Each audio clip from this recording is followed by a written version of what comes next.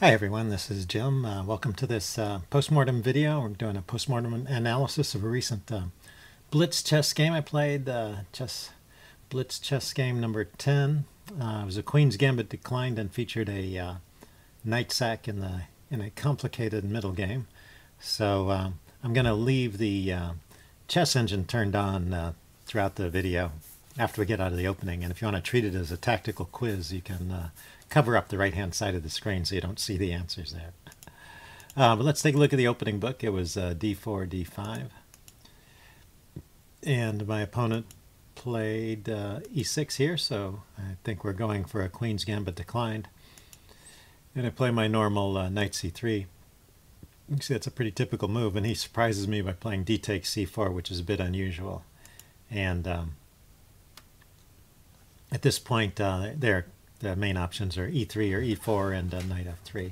So it's interesting because if in the move before, if he had taken here, this is called the Queen's Gambit accepted, and I would have played knight f3 and then e6. Those would be like the normal moves. But since he defended the pawn first, and I play knight c3 and then he takes, I wasn't sure what to do. It looks like knight f3 and e3 is still a plan here, but I chose to play a4. And we're out of the book, so I'm going to turn on the engine, go back to the... I'm going to turn on the engine and go back to the notation page. Okay, so if you look at this move a4, you'll see the computer likes these other ideas better, e4 or knight f3 or e3. A4 thinks is a mistake. not a horrible mistake, but thinks that black should try maybe c5 or knight c6 here. So after c6, the game returns to the slight advantage for white, which I keep through most of the opening. And I think we're just doing normal developing moves here. I'm getting my queen to the side so that I can bring my rook over to the d file. It's a lot of times a good position for the rook in this opening. It's opposite the queen, and also the other rook might go to the c file. So you have your rooks on the c and d file. He gets his queen out of the way, and I pin the knight. And e5. The computer wants me to play e5 here. Totally missed this idea, but if you look at it, this previous move, the weakness of the last move, as King's Crusher would say, is when he played knight bd7, it left this bishop undefended. So just e5, attacking this knight, is a pretty good move.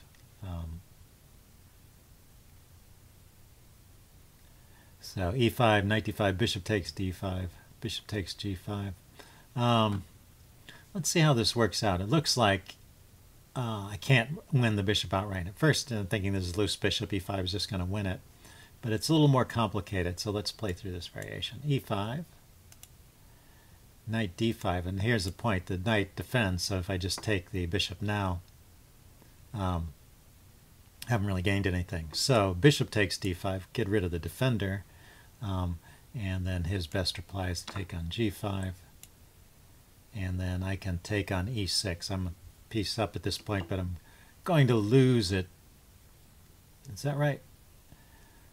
Pieces are even. If I retreat the bishop, he retreats his bishop, and we just stay even. If I grab a pawn on e6, his bishop is hanging. Okay, so this wins a pawn.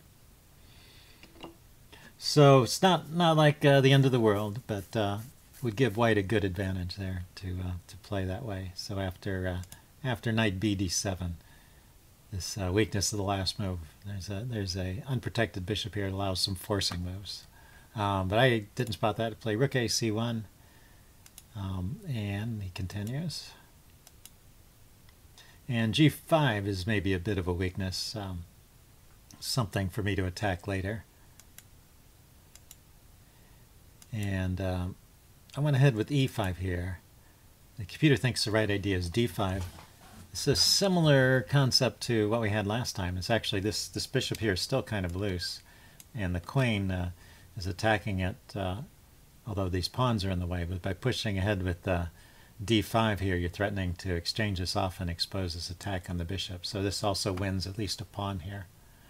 I went ahead with e5 because I was attracted to this idea of this nice light squared diagonal attacking his king, getting a piece on that.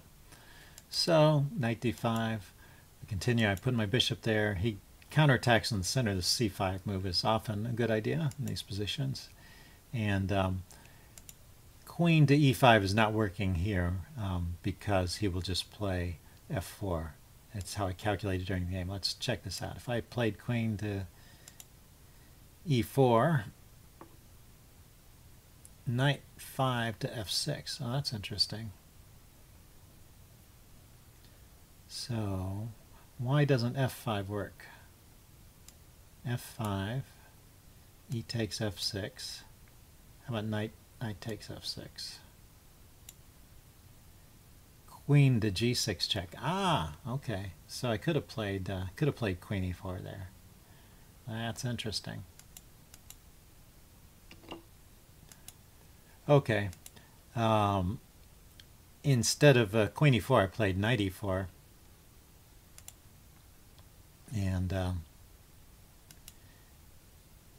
he counterattacks with the f5, I take, and he takes the pawn. And here I miss an opportunity to sack the knight on g5. And what's really good about this sack at this point in time is if you take with the e knight, you're going to give up a knight for a pawn here, but it exposes his attack of the queen onto e6.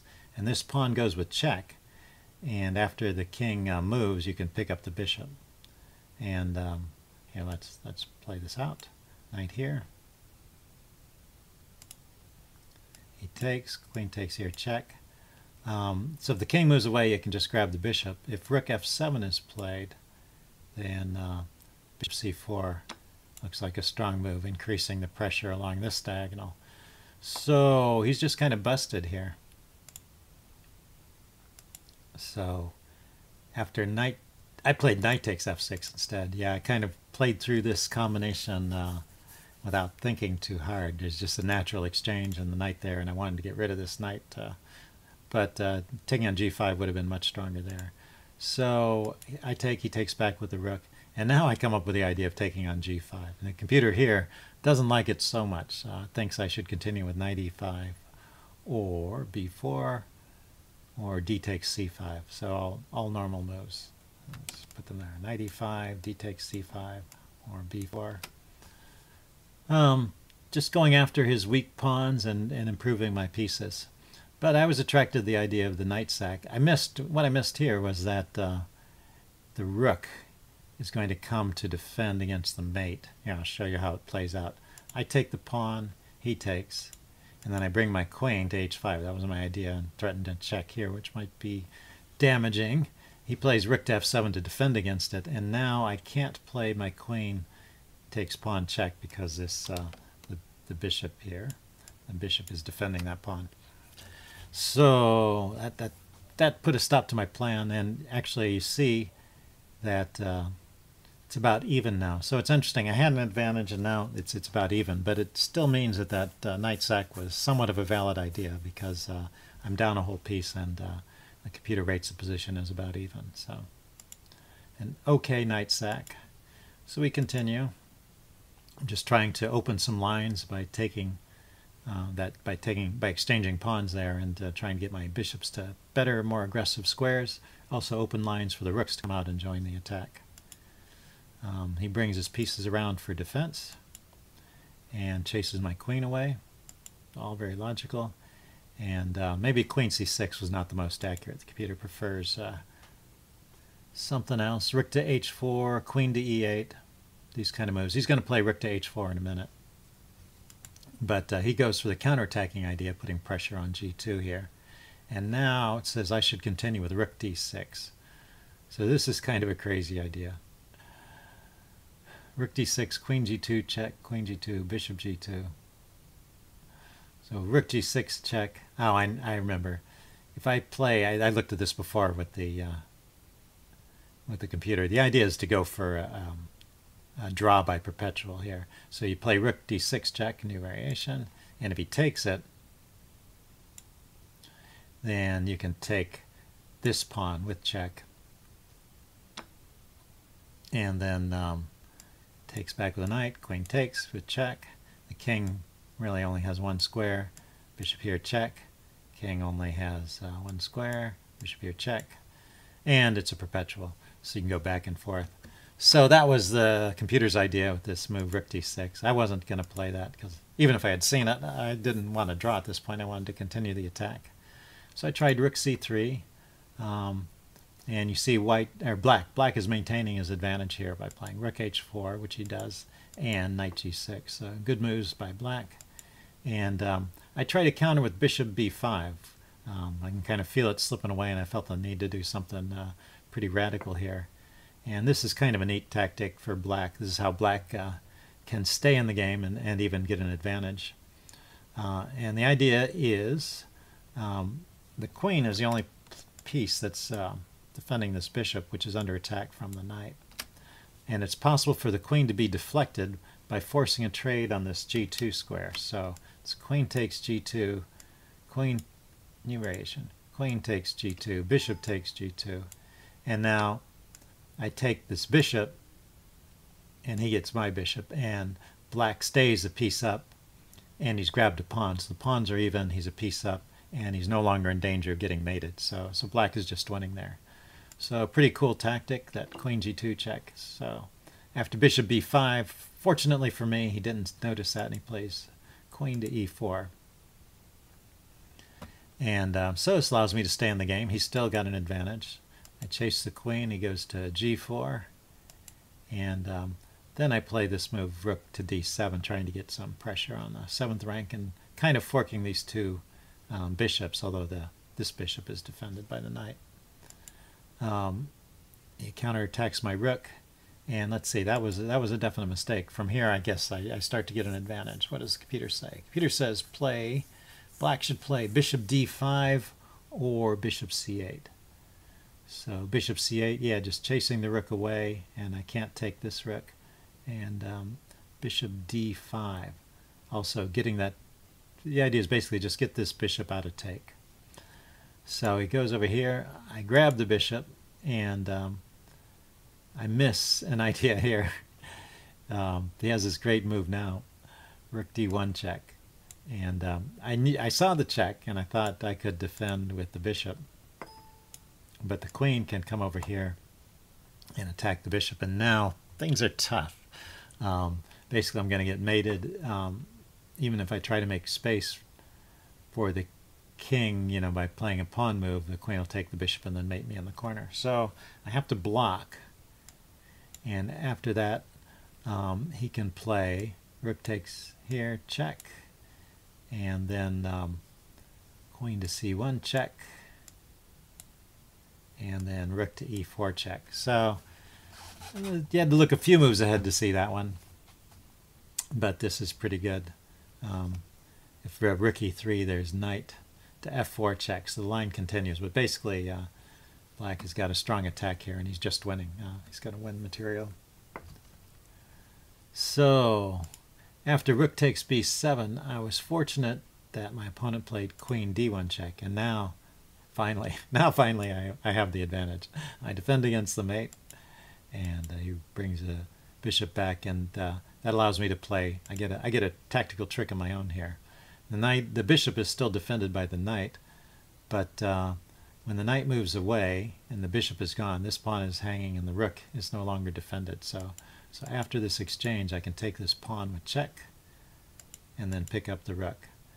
Now I paused for a long time during the game because you have to consider possibilities like queen to g7 check, and then the king is over here, and then maybe bishop to b5 check, and see if you can get a mate. But I couldn't find it, and the computer agrees there's not a mate there.